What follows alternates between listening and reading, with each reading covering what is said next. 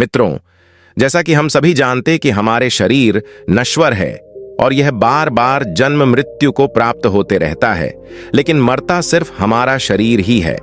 इसके अंदर रहने वाली आत्मा को कुछ नहीं होता है। वह शरीर की मृत्यु के बाद वह आत्मा एक शरीर से लेकर दूसरे शरीर में प्रवेश करते रहता है और यह सिलसिला चलते रहता है।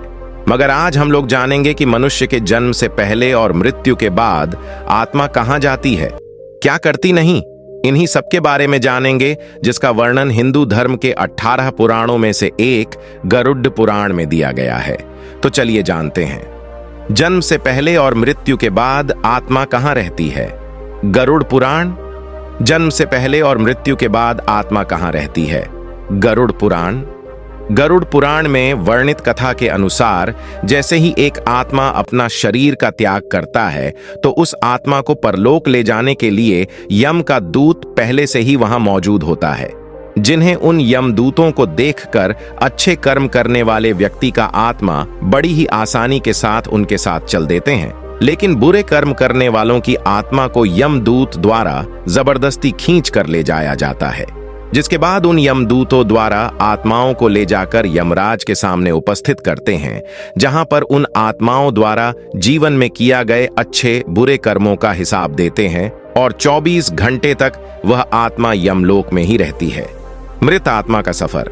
उसके बाद यमदूत 24 घंटे के बाद उन आत्माओं को वहीं ले जाकर छोड़ देते हैं जिस घर में उसकी मृत्यु हुई थी, जिसके बाद यहां वह आत्मा 13 दिनों तक अपने घर में रहती है और फिर 13 दिनों के पश्चात अंतिम संस्कार से जुड़ी सभी क्रियाएं समाप्त होने पर यमदूत उन्हें फिर से लेने आते हैं और उन्हें अपने साथ यमलोक की यात्रा पर ले जाते हैं, जहां उन्हें जब लोक तक पहुंचने वाली मार्ग में अनेक प्रकार की यातनाएं सहनी पड़ती हैं। अगर मरने वाले की आत्मा पुण्यात्मा हो तो वह बहुत ही आसानी से यमलोक के मार्ग को पार कर जाते हैं, और वही कोई दुराचारी एवं पापी आत्मा हो तो उन्हें यमलोक के मार्ग में बहुत अधिक कष्टों का सामना करना पड़ता है, जिसमें यमलोक के मार्ग में वैतरणी नदी भी आती है, जहां बुरी आत्माओं को इन नदी से होकर गुजरने पड़ती है, और ऐसा नहीं करने पर उन्हें यमदूत ओ के द्वारा प्रताड़ित किया जाता है।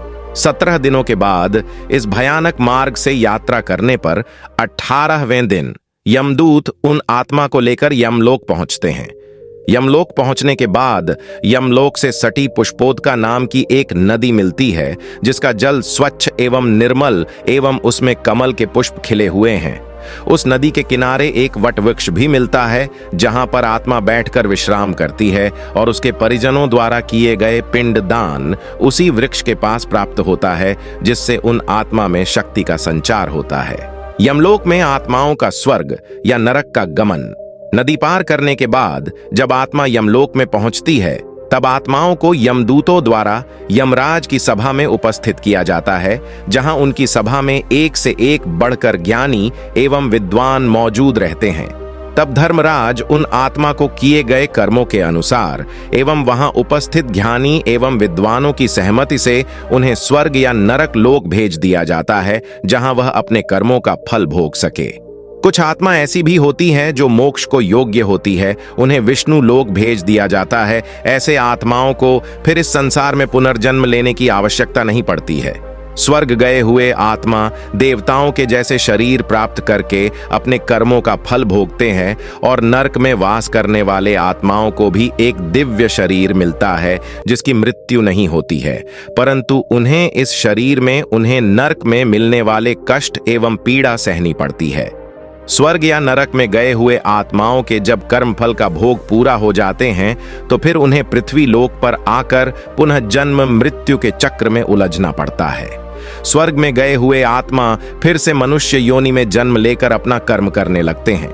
नरक में रहने वाली बुरी आत्मा अपने कर्मों का फल भोग कर फिर से पृथ्वी लोक पर आकर पशु पक्षियों, पेड़ पौधे एवं एचास फोहार हाजोर योनियों भटकने के बाद तब फिर उन्हें सकाम कर्म एवं मोक्ष प्राप्त करने के लिए मानव शरीर प्राप्त होता है। फिर भी आज के समय में लोग धर्म का आचरण छोड़कर गलत राह पर चलते हैं। इसका परिणाम लंबे समय तक भुगतना पड़ता है। इसलिए दोस्तों, हम लोग जीवन में जितने अच्छे से अच्छे कर्म करें तभी हमारा मानव जीवन सफल होगा।